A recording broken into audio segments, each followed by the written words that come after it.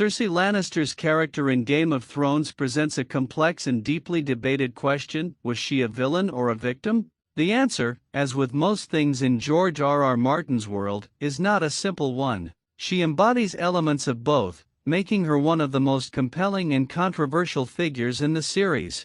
To understand Cersei, we must acknowledge the victimization she endured. She lived in a patriarchal society where her gender limited her power and autonomy.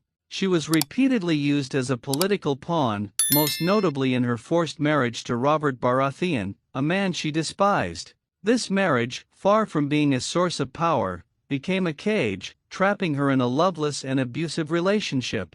Robert's public humiliations and infidelity fueled her resentment and contributed to her growing paranoia. Hey guys, welcome to my channel. Please don't forget to like and subscribe, and also click on the notification bell to remain updated.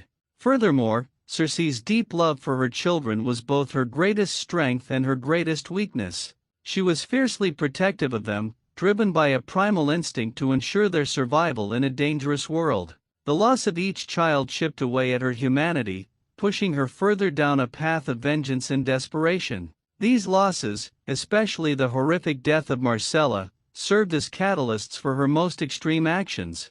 However, acknowledging her victimhood does not absolve her of her villainous acts. Cersei was not a passive victim; she was a ruthless and ambitious player in the Game of Thrones. She was capable of extreme cruelty, demonstrated by her orchestration of the destruction of the Sept of Baelor, a move that killed countless innocents and solidified her reputation as a tyrant. Her paranoia and thirst for power led her to make increasingly reckless decisions, ultimately contributing to the destruction of King's Landing. Cersei's narcissistic tendencies and inability to accept responsibility also played a significant role in her descent into villainy. She consistently blamed others for her misfortunes, refusing to acknowledge her own role in the chaos that surrounded her. This lack of self-awareness prevented her from learning from her mistakes and ultimately led to her downfall. Therefore, Cersi Lannister is not simply a villain or a victim. She is a product of her environment, shaped by the patriarchal constraints of her society and the traumatic experiences she endured.